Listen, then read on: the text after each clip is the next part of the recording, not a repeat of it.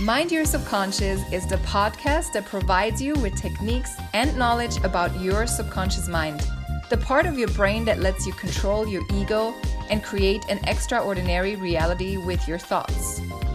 We invite meditation, hypnosis, NLP, EFT, and other experts to help you master the most powerful part of your brain. Your host is Jennifer Schlüter, who quit her job as managing editor of 22 newspapers to travel the world and work online just after one hypnosis session.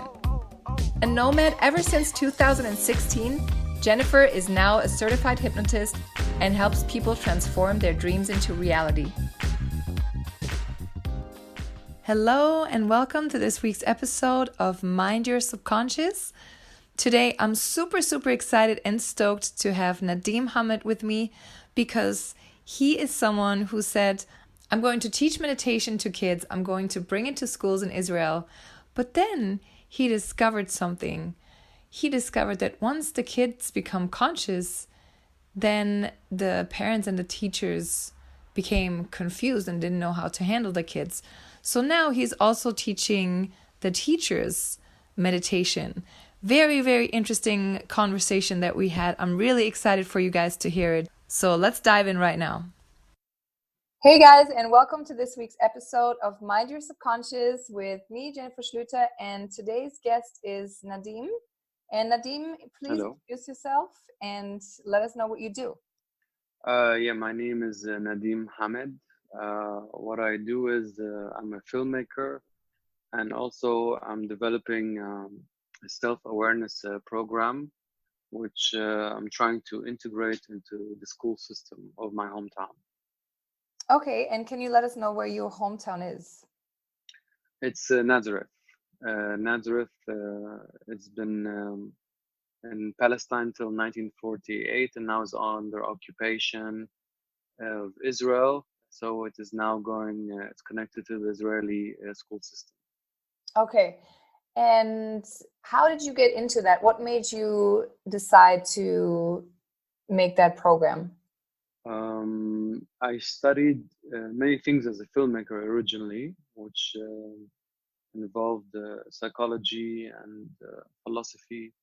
And after that, I took a break at some point and went around the world researching, trying to get a better understanding of many things that I had no idea of how they worked or what their purpose was, and how to be at peace, really, to be free from the suffering I was going through at the time. So I never really thought I was going to work in those things. But however, when I came back and things were really going well for me, a school principal started. Well, privately, first people started coming and asking me many questions.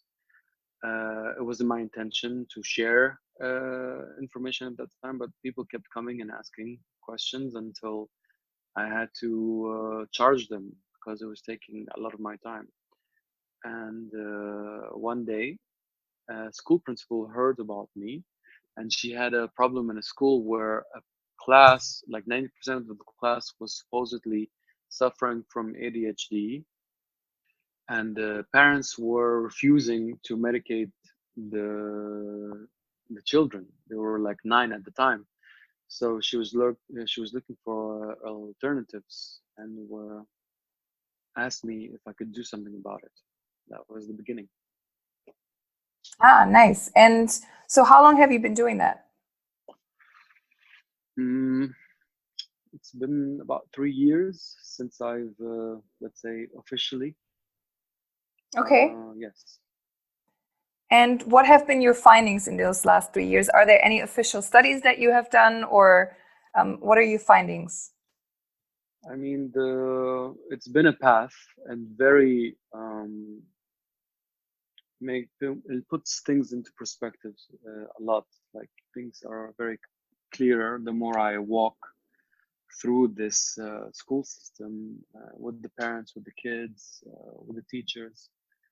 And in the beginning, I was teaching like 9-year-olds and 10-year-olds, and it was great.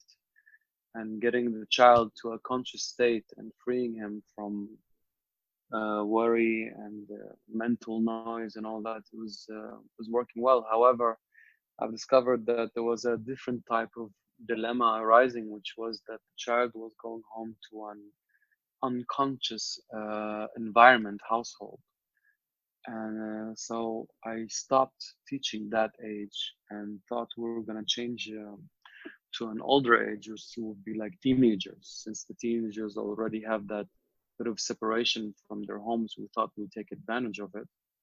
However, we found out that making children very conscious, like teenagers very conscious, and giving them the tools from and freeing to free themselves from guilt and fear kind of works against the school policy, because schools right now use emotional manipulation to discipline the children.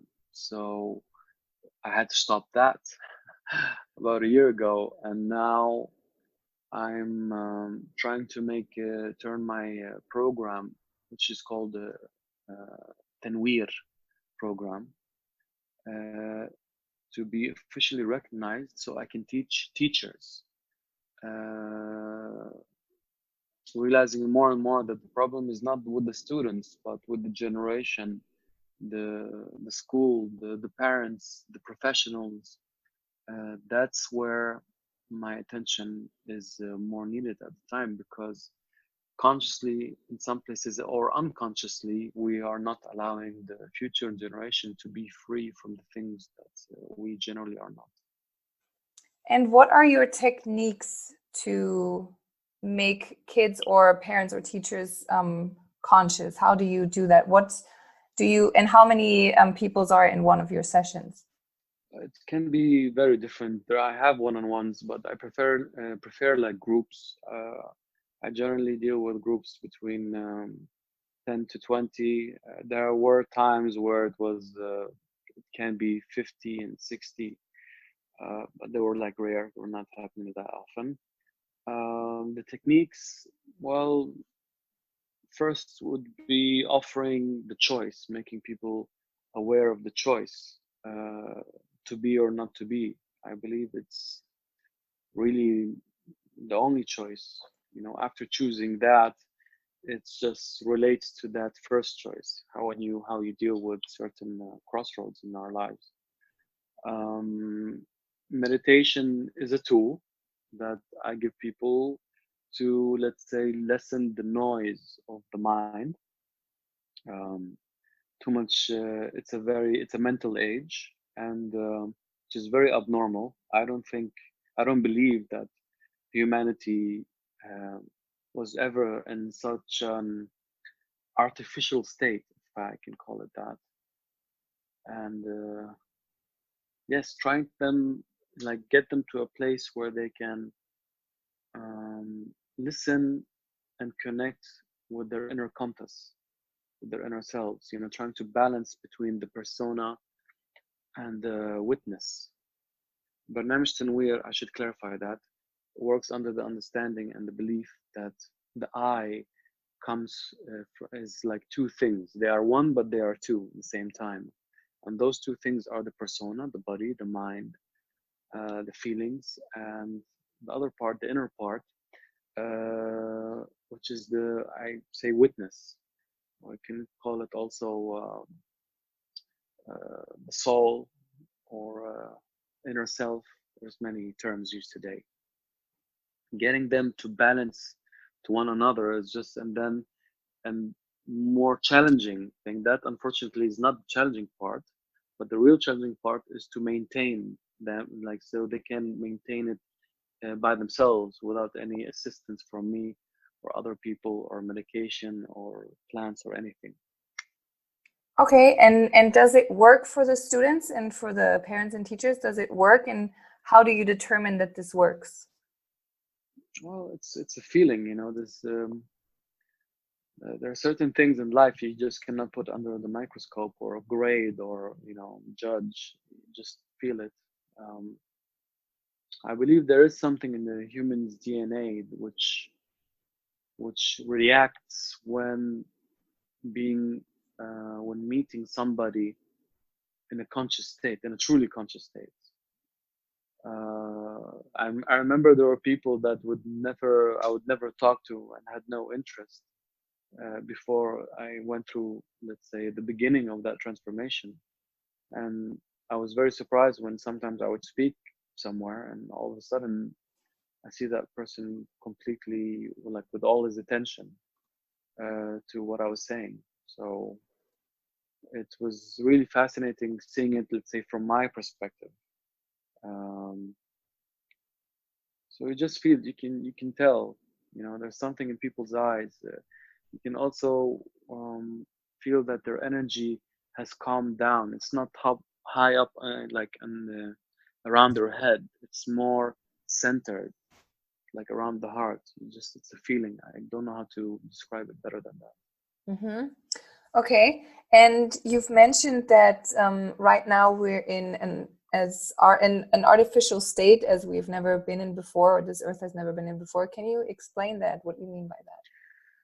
Well, today the modern world requires us to um, give us a lot of mental challenges. We have to be on our feet, mentally speaking.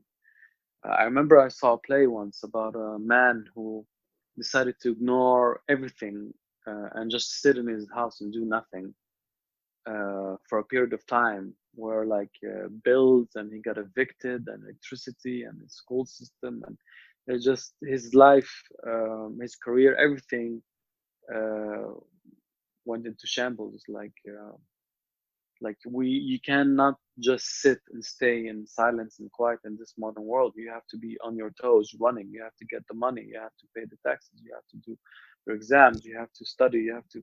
So it doesn't matter which age you're in, there's like we're keeping everybody busy, and this is giving the mind, let's say, um, a power which it didn't have. We because we are dependent on it, and it's taking advantage of us, putting us in what I can call as a mental prison. Um, like, people are working with people, and let's say in the grid and outside the grid, you get a better sense of that.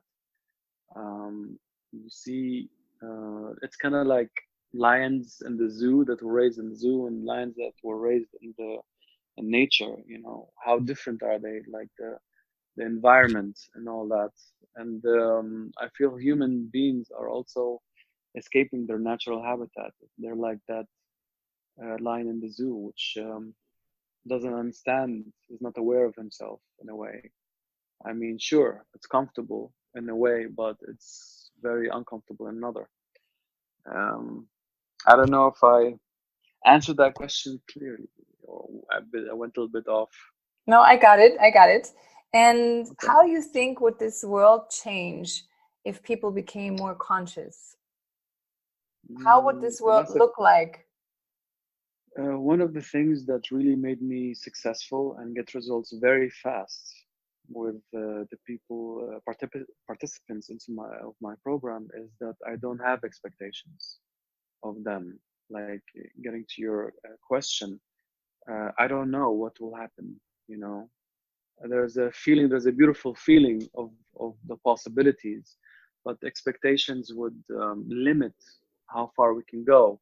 Like when a teacher is working with a student and he has expectations of them, he's either putting himself in a position where he's going to get disappointed, or from the other side, he's going to limit to how much the student can really achieve. So it's more about hope here. And let's say, I don't know what it's going to look like, but I hope that we can free that future generations will be born into a world where they do not have to suffer unnecessarily. Mm-hmm. And do you think this shift, kind of as I'm going to call it now, is already happening? Like a spiritual shift, so to say, where more people are getting into meditation and more people are becoming conscious due to yoga, due to travel, due to meditation, due to whatever? Do you feel like it's already happening? I mean, there is, let's say, a lot of interest I can say that for sure. As I said, like in the old days, people were working on a slower pace and a more calmer pace. I've had many discussions with anthropologists and specialists who tell me that we never worked this hard actually, and we were not that active like mentally. So people who were working in the old days in a slower pace didn't need like yoga and meditation and all that. However, our way of life has become unbalanced, and therefore there's more and more need for a practice. Prayer, meditation, yoga, religion. There's many ways. I'm not saying there's one better than the other. I believe there's many ways to reach, and but unfortunately, a lot today there's a lot of. It's also becoming a business in many places, and a lot of people being misled for years, not a lifetime.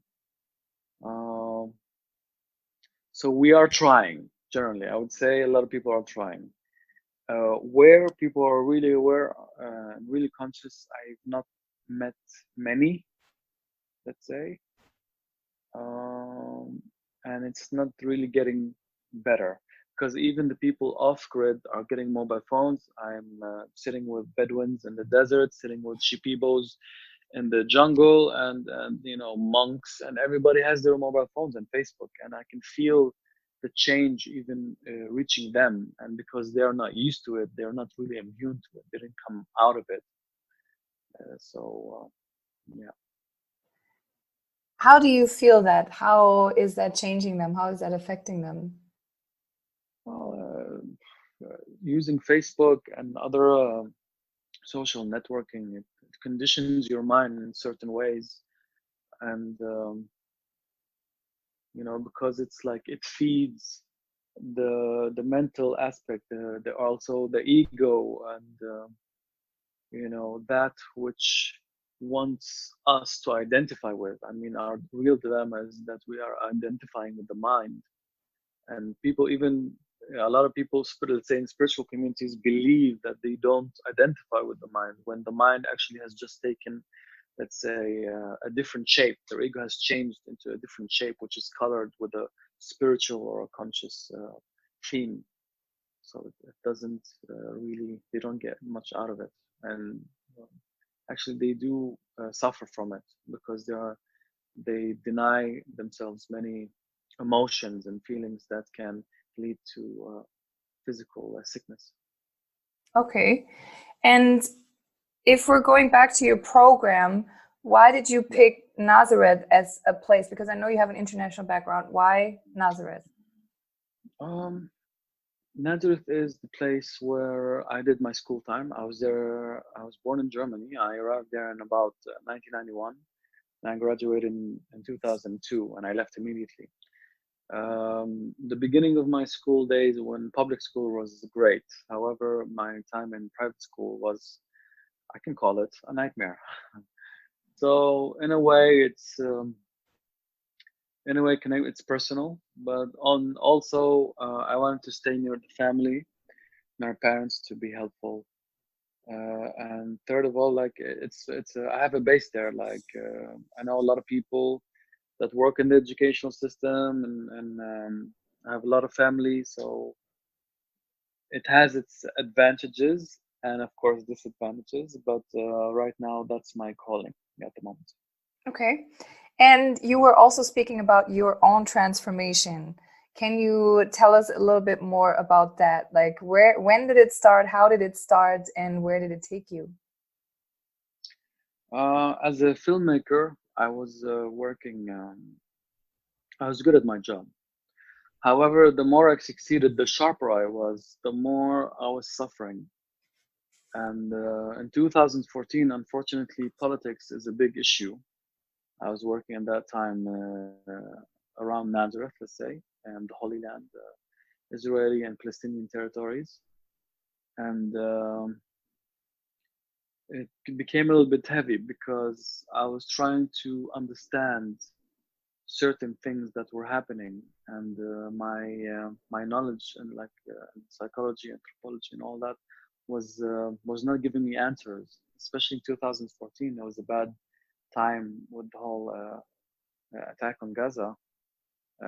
Hospitals were filled, and many children were in refugee camps in the West Bank were asking me to go with them and visit like the victims and see how they were doing. I saw human beings suffering so badly from, and I couldn't explain, I couldn't understand why they were going what they were going, and eventually I realized that I'm not dealing with all the dimensions. I'm only dealing with personal dimensions, and this has started me like piqued my interest to learn more about the spiritual dimension and to understand what is going on that side of the spectrum. And and my study, I'm not gonna go into details. I can say, fortunately and unfortunately, I found answers, but the answers led me to a very dark place, which I did not have the shoes for. And so my suffering just added, and I was really suffering on a daily basis. Each night, the dreams, I was really drained, and I had to find a way to free myself. And it took everything to do the jump. I had to jump, like leave. I closed my bank account. I closed my phone, everything. Like it was a one-way ticket out. I first went to Berlin, and in Berlin, I met a man who understood, had a understand like a good understanding of what's going on. Things that a psychologist, therapist, most modern, let's say, ways of treatments could not help you. And he was going to South America, and I went with him. He was a shaman who I became an apprentice with, and he was my guide. And there just went on and on, and yeah, to Peru at the time. And I was lucky enough to meet with some powerful people and some also wrong people, but that was also apparently necessary in my journey. And yeah, that's if you want to get more specific. Uh, Okay. And how did you were in the jungle for how long? the jungle was not a lot of time. My main time in Peru was in the Sacred Valley and a place called Pisa, Hmm. Sacred Valley. That's most of my time there. I was in Peru altogether about 5 to 6 months. Okay. And with all this knowledge and being in that place in the Sacred Valley and everything, how was it coming back to, let's say, the Western world? Tricky, really tricky. I mean, I'm still learning because I became aware of, let's say, certain things, not told, that's different. I was aware, personally aware of things that many people have questioned for like since the beginning of questions, and all of a sudden you're sitting on the answers, but it's not something you can pass to people or talk about, even around. There's many things you cannot talk about. Modern people today are so conditioned in their reality folder, so it was very tricky. I mean, might even say the way back is actually more difficult, let's say challenging, than getting to that point of awareness. And actually, the most painful realization is how many people. I thought that I would find a lot of people now that we can connect on a deeper level. However, when I got back, I found out that that number is very little, extremely. Okay. And if you were saying there's things that you can't talk to people about, is there one thing that you would like to talk about that you would like to maybe make people aware of? Mm, well, the things like learning about how things operate within the spiritual dimension. It's it's a whole world within itself. I mean, we are here in the physical dimension, and we still don't have all the answers.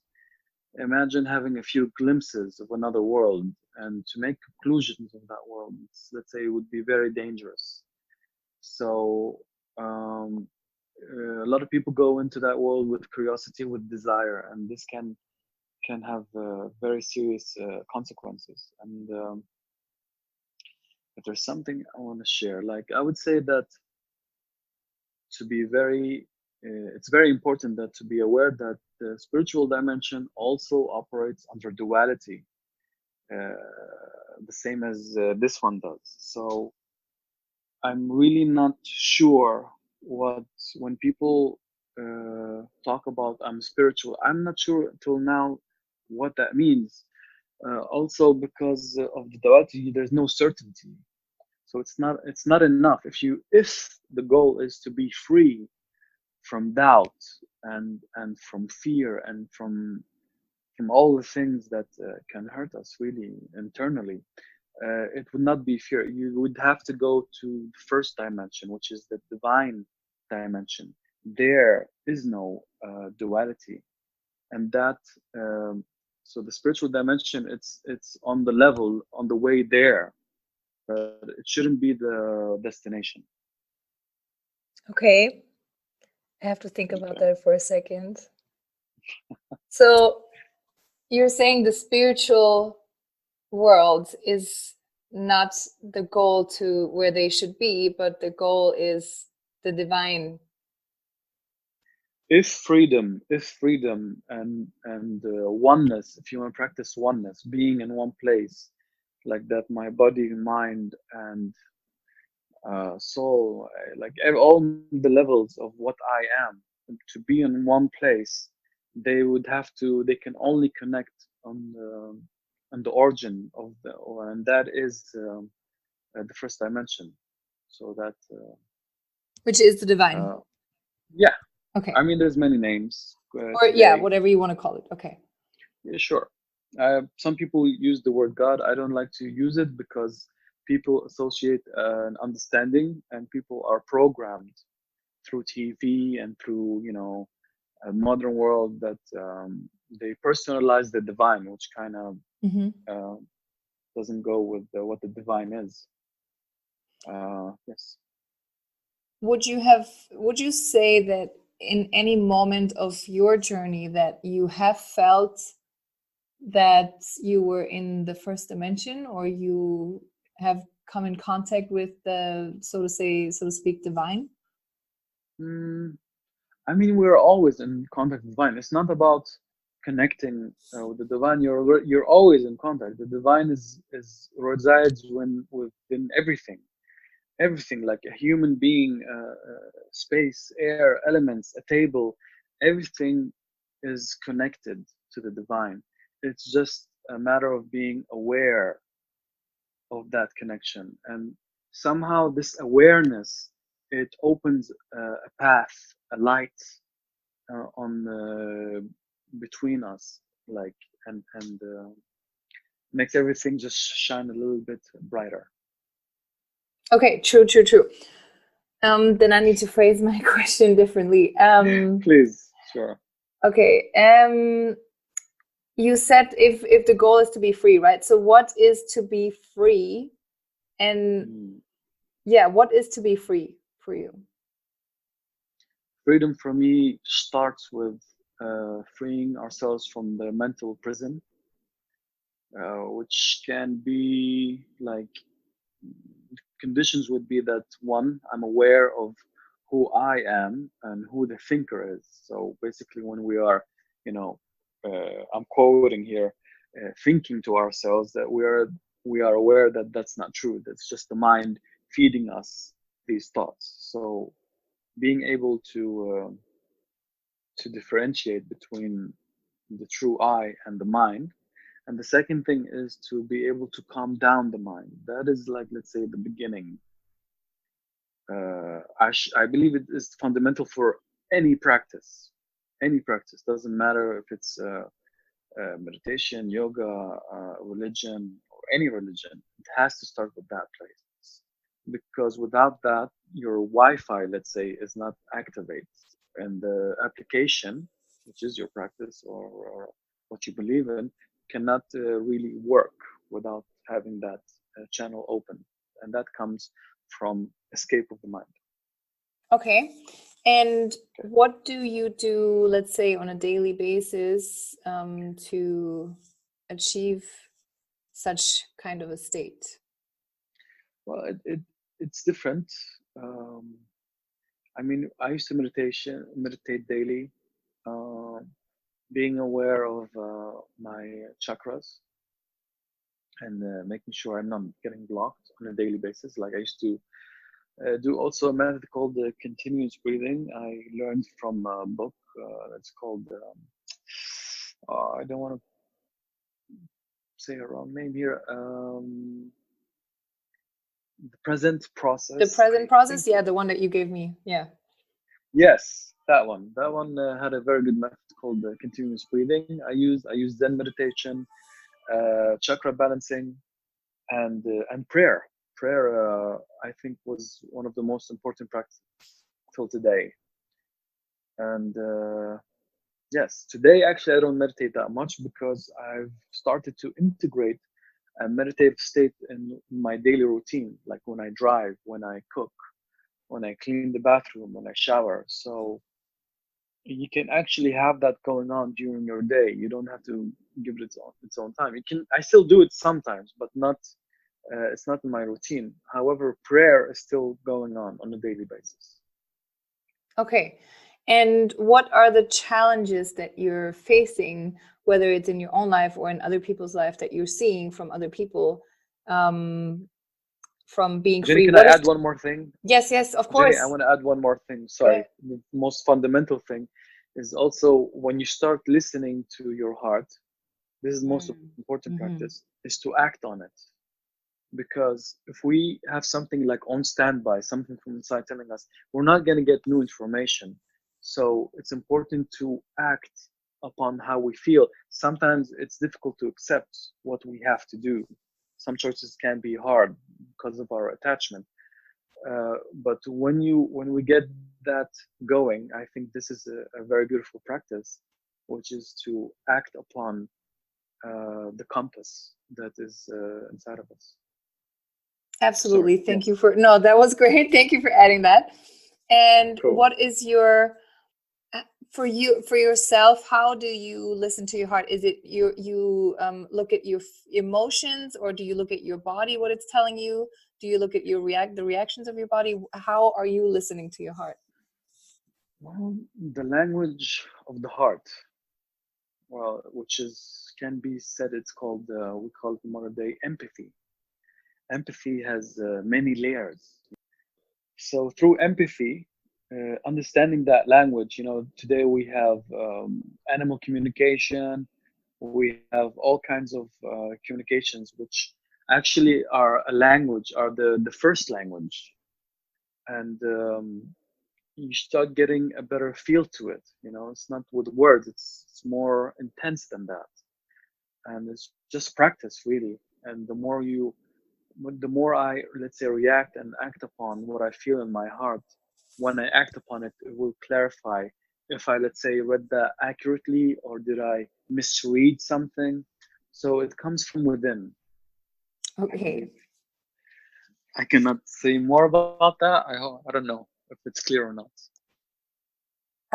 Whatever you feel like. If you feel like saying more, then Well, if you understand me, Jenny, I think it's most important at this point.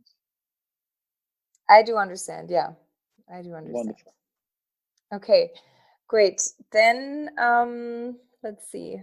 Yes, okay. So if we go back to your program once again, um, Sure. how, what did you see? What kind of change did you see in the kids, and what were they able to do with meditation? Where were they able to take it? How were they able to use it for themselves, for the betterment of themselves? I've seen people, what I give them, they use in very different ways. But I think the most important thing that all the children are looking for is peace, to be at peace. and also to find ways, or more importantly, remove anything that is in the way of them uh, love themselves and to nourish themselves with the essential things that they are hungry for. Mm. Many of the children today, I see them always hungry for love, respect, acknowledgement, attention, and they try to find that outside, of Mm-hmm. themselves, from other students, from teachers, from parents. So for them to have those essential things provided independently, and for them to have a peace of mind, I mean, it's uh, it's nice. That's the main thing. When that happens, I mean, a lot of them became a little bit more quiet, and they're like, because the program is still new. So I'm looking forward to see what will happen. Let's say in 5 or 10 years, or maybe in 20 years, where I will see them where they at. This Mm-hmm. is not something that will immediately see where it's gonna go in a second. Especially when it comes to educating children. You're changing the future. It's not gonna be like instant, but you see that the seeds have been planted and that they are able, some of them, not all of them, to work things out by themselves. Absolutely. Mm-hmm. It's, so they And don't need me anymore. So I'm not always up to date on what they're doing. Funny yes. enough.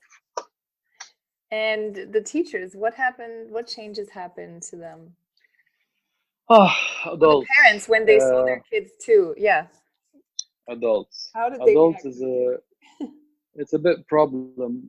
Fear. Fear was there. Some were happy. Some were afraid. Some were excited. It's all the colors of emotions. Adults are a bit more problematic. Let's say the problem is that adults are more conditioned into their habits of identifying with the mind and how they go about things. So it's much more tricky the older they get for them to let go of their ways. I taught from age of 7. I taught college students. I taught also like until age I had 16, 17 years old. So the older a human being gets, the more difficult it is for them to, let's say, let go. So you're asking about how they reacted to the children, not to the Mm-hmm. program. Yeah, very differently. I mean, some were very happy, but in the same time, they wanted to cut the connection between me and the children, which was very interesting. A lot of this has made me very, very, very aware of that the biggest issue is that the children are inheriting the traumas of the adults, the parents, and everybody else they have in their lives. And this is really a big thing, which I'm trying to learn more now and studying, let's say, about. It's the toxicity that is passed on consciously and in many cases unconsciously. I might refer a little bit to the spiritual dimension. I could say that parents are conditioning their children to be future hosts for whatever they carry. I'm not going to go more into details. I think that was clear enough. No, Some of absolutely. that, like these energies, let's say, egoic, spiritual, and many forms. So this is very interesting, and to see even the most educated parents doing that and having no idea that what they are really making is like happening, and because they are not free of the mental aspect of themselves, they will never be free of fear, and without being free of fear, you can never see clearly what you are doing. Greatest intentions in the world with fear can bring out the worst in people. There was a quote that was it was like a little story on Instagram. It was a few posts, I think, where I think it was Thomas Edison, his mom. She got a letter from the teacher, and the letter read, or she read it to him, and she said, "You're too good for this school. That's why the teacher is sending you to me so I can, teach you." And then Thomas Edison discovered the letter after he died, after she died, after his mom died. And then the letter actually read, "You are not good enough for this school, so you have to go back or to your mom, and you're not a genius, whatever." But then his mom actually, she made him be the genius because she believed in him and she told him that. And if all the parents were like that, if they didn't instill fear into their kids, then I think the world would also be a very different place. Yes. Yeah, and It is obviously unfortunately, sorry.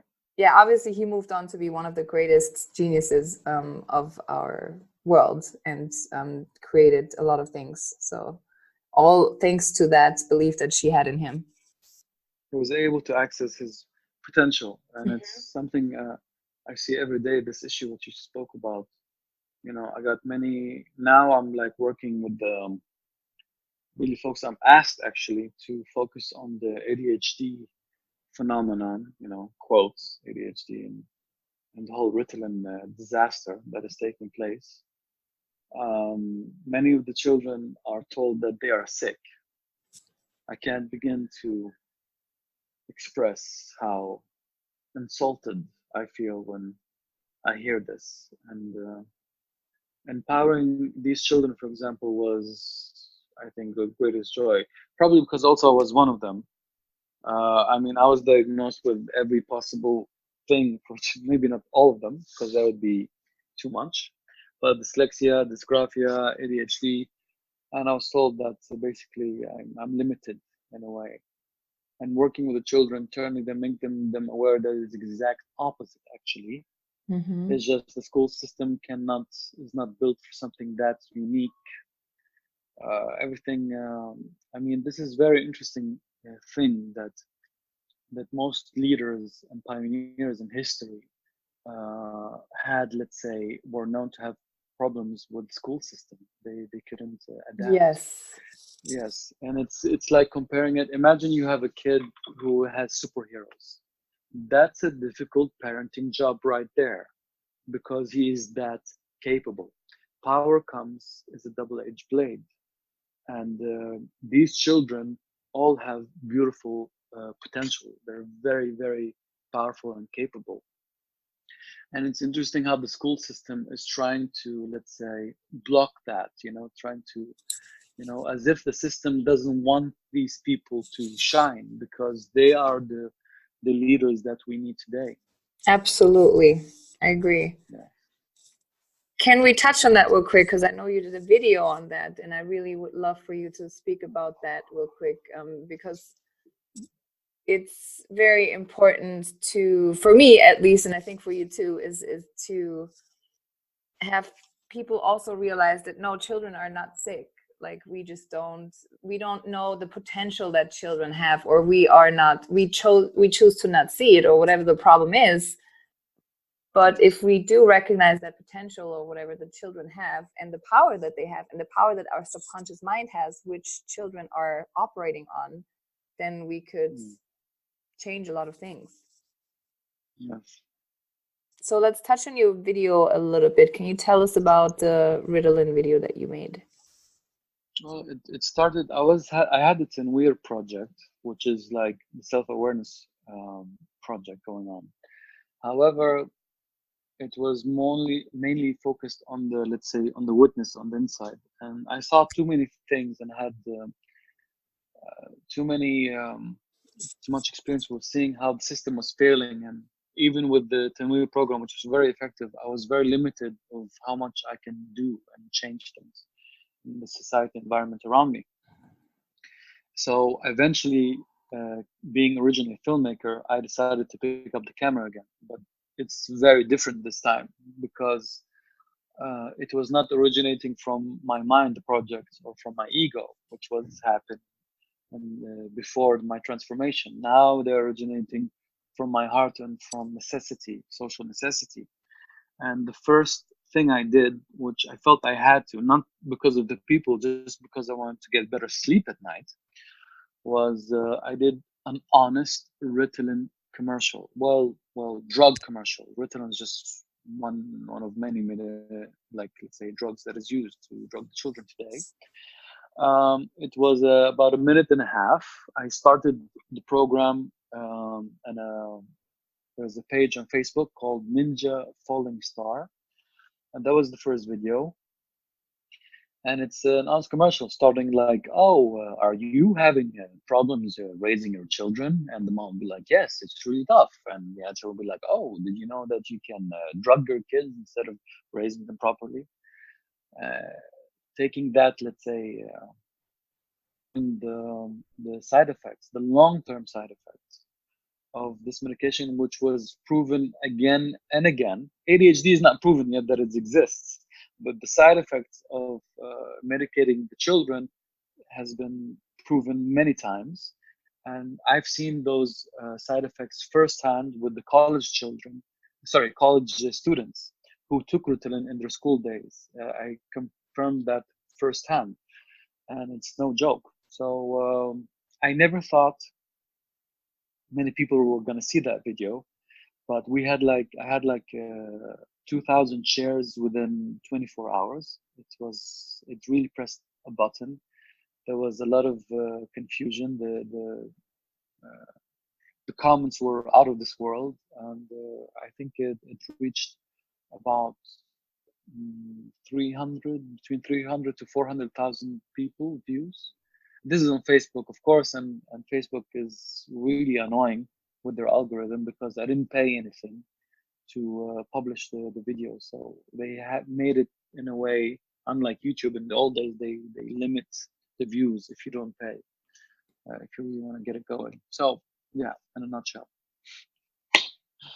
Okay, so what side effects did you notice on the college children? How were they acting? Well, as I said before, Tanweer program, and the I, the self, is there's the persona, or the permanent and the non-permanent. Some use that terminology. Uh, let's say there's those two things that we are trying to find a balance between them is what the program does. When there isn't a balance, there is a certain noise that happens, kind of like a computer connected to speakers, and there's a problem with the cable, so there's a noise, and that noise makes a static, which results into it can result into what we call ADHD today, symptoms. While Tanweer program and many other programs fix the cable, the medication, what it does, it cuts it off. That's another way of cutting the noise. It's cutting off the cable. However, doing that for too long, especially in development stage of a human being, because his mind, everything is still developing. This is why we don't give alcohol to children, is because we don't want to mess with the development of the mind. And instead of giving alcohol, we're giving class A drugs to 7-year-olds and 8-year-olds, which mess them up, and it can make it so that that effect is permanent. They are permanently cut off from having the persona, from like between the persona and their source, their inner source of joy, peace, and love. Can you imagine? Like, so today's generation, like we can choose to be or not to be, and it's amazing that we're actually conditioning our children with medication to rob them of that choice in their future, so they don't have that choice. It is possible. So, and luckily, some of the college students didn't have it cut off, but it was, let's say, in danger. So we had to work on that, repair that, let's say, pathway. And you can't believe the resentment and the anger a lot of people that are dealing with those side effects as adults have towards, let's say, parents and professionals for doing to them what they did, So, Yeah. Okay. What is next for you? I know you've just finished another video, so if you want to tell us about that. The video that came out was actually just an interview with one of my students. like my first class actually that I talked about in the beginning. It was just a girl. I wanted to ask her what do you think about adults. Having the giving a voice a little bit to the kids. So one of the girls, 9-year-old, called Dima. I put the video on the Ninja Falling Star page. She just gave her perspective, and it's interesting because she didn't get any theory from me. She was one of the students who only taught to connect. She only connected, and in the interview, it was challenging to really put her in a place that she can really say what's on her mind and what she feels. Which in the beginning she felt shy to do so, but when she did, it was awesome. The videos I'm working on now, like the ninja videos, like the first one, like the Ritalin one, are under the subject hierarchy. They talk about the hierarchy. It's 3 small videos that talk about how the game is played. The illusion that we're better, one person is better than the other, has more value. So we show exactly how we can play that game and how it's being played. Second video about the result of those games. Of playing that game, which can lead to violence in our society. And the third part, which is about how we learned the game to begin with as children, how it was programmed within us. So I found very entertaining ways to present those 3 points. So that's from the Ninja Falling Star project. What's going on next? I got a publicist now who is arranging lectures to give about the whole truth and behind the scenes of ADHD and Ritalin. It's still necessary. A lot of the information we talked about here and more about what parents can do, about by law, because back home now, right now, schools are forcing parents to give their children, which is illegal. So we wanted to cover everything from so the parents know by law what's going on, what they can do about nourishment, about meditation, about the use of social media and everything. Give a big picture of what's happening and the consequence. Make them aware of the consequence if we don't do anything. So that's it. Okay, great. And then I have a spiritual question for you. Do you believe that Sure. we came here on this earth for a reason? And if so, what is your reason? Definitely, yes. There is a reason. I have no doubt about that. What the reason is, I'm afraid I will not share my perspective of that. I would say that is something for the audience and people to find by themselves. Okay. And what do you want to be remembered for? Like after I die, kind of? Yes. How do you want to be remembered? I never really thought about that. I mean, what I think about is more what I leave behind rather than being remembered. Great. Then let's answer that question. What do you want to leave behind? Thank you. What I want to leave behind, my hope is, like, sometimes during my work, I don't know, it's not clear to me how many lives have changed. Or if I have, like, I ask myself, I have to be always do a reality check. Like, what am I doing? And I think it's important for anybody to do that, to check themselves. And my hope is that I at least have, let's say, changed one human being's life. And perhaps, maybe it is selfish, but I hope that one, or I don't know how many lives I've changed, would result into more and more people waking up and, let's say, finding ways to free themselves. This real freedom, not the personal freedom. Let's party, let's money, let's spend. No, but the real freedom to be what I am. Yes. Okay. Yes.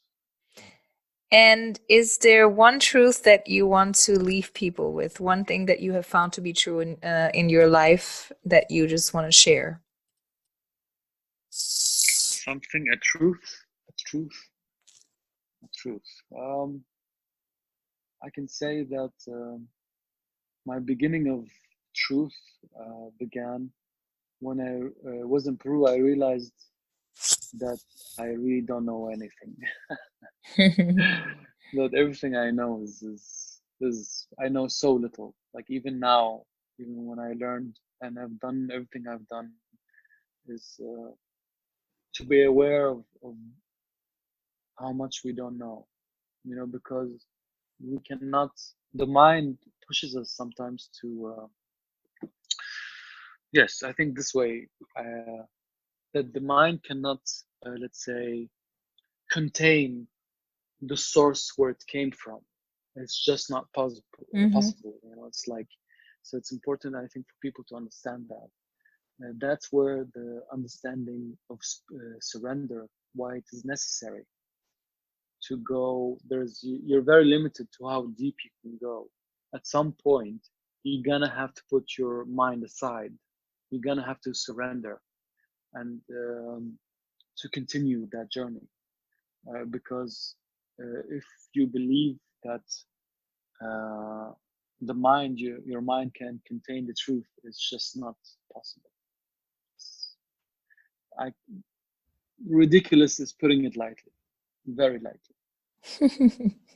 I love that how you said it. The mind cannot comprehend its own source. That is beautiful. Thank you for that. There's one last question I have that I ask everybody on this podcast, which is, do we create reality with our thoughts? What is your thought on that? Well, the only thing we create with thoughts is just nothing really. You just fill the mental dimension, which doesn't really accomplish anything. It's how we um, deal with these thoughts that they can, let's say, uh, take place in the creation that comes through us. Um, yes, thoughts is just, let's say, something that the mind generates continuously. We can decide to ignore, avoid, or select depending on our state and our goals. It Okay. sounds like it's not the answer you're looking for, No, but no, no. that's It's just an interesting answer I've never heard before. So that's why cool. I want to make sure I comprehend this, and then that's why I want to make sure I am going to phrase my next what I'm going to say right. Sure, go for it.